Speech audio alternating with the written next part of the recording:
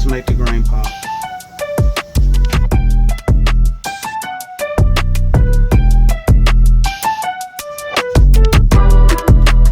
Here we go.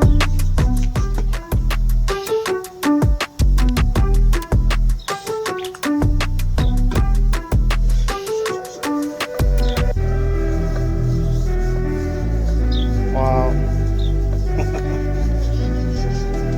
And there it is.